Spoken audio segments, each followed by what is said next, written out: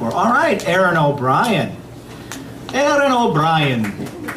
She's either the most Irish person you know or the biggest fake in the room. The most Irish. There you go. Of course. Erin is a full-time commission artist from North Aurora, specializing in woodworking, painting, and photography. She's working right now on ghostwriting a memoir and has always enjoyed writing anything from journals to poetry, ideas for children's literature, etc.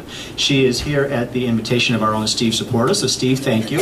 And tonight she will read an excerpt of the book she's working on titled Yakuza Street Fight. Erin, here we go.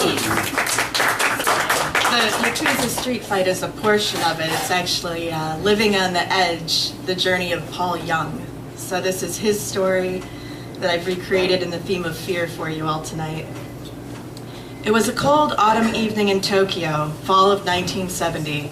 The skies were gray and cloudy and a cold haze hung in the air as the trees slowly lost their leaves. One by one they gathered together, just awaiting that next gust of wind to be torn apart once more. After a long, hard day of work at the 5th Air Force Base in Fuchu, Charlie and I headed out in search of sustenance and something perhaps even more than that. You never did know what you'd find at night in this land of new adventures, but one thing for sure was that as Americans in a foreign land we had currently had military occupation of, to say we stood out was a bit of an understatement. The only thing that truly saved us from looking like complete tourists was the kimono that my dear friend Ishikawa had gifted me. Its fine fabric, similar in texture to a suit, was a nice change from the common everyday uniform, and I always looked forward to the occasion and opportunity to wear it. We traversed the common thoroughfares when we happened upon a smell that was often uncommon to find in this part of the world.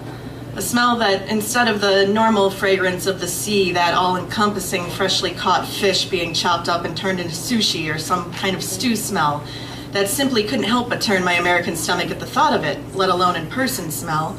No, what we smelled was steak. The beautiful char-grilled scent wafted through the air and led us like a siren, singing its sweet song of tasty replenishment.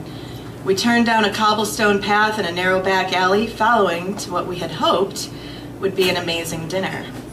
A taste of home in a country where we so often felt isolated in our traditions, alienated by our culture, and tied to our ways of finding anything that would make us feel not so out of place and not so homesick while we were fighting this godforsaken war.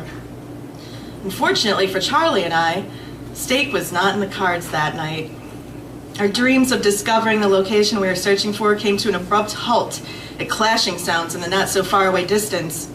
We stopped, one cobblestone alley too far, and were greeted by flying samurai swords cutting deftly through the air, occasionally finding ground in the flesh of their enemy, the sharp steel blades of their katanas slicing in and drawing blood as red droplets hit the ground before us. "Yamero!" One of the men who looked to be in charge shouted out. He held up his hand, which was missing a few digits, and everyone stopped mid-battle.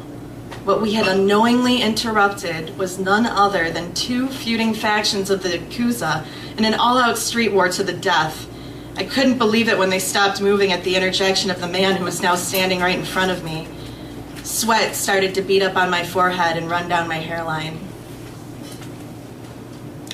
All the hairs on the back of my neck standing straight up. Was I about to die?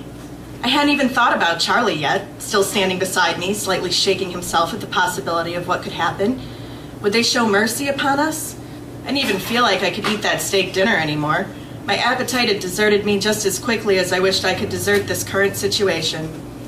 The man sized me up, stopped, and glared deep into my eyes, deep into my soul. Would I survive the night? I now regretted ever embarking on this adventure and wished I had stayed where I knew it was safe. As safe as you could be, anyways.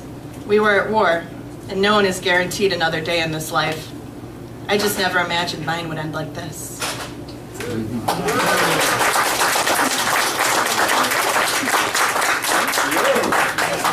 Awesome. Awesome.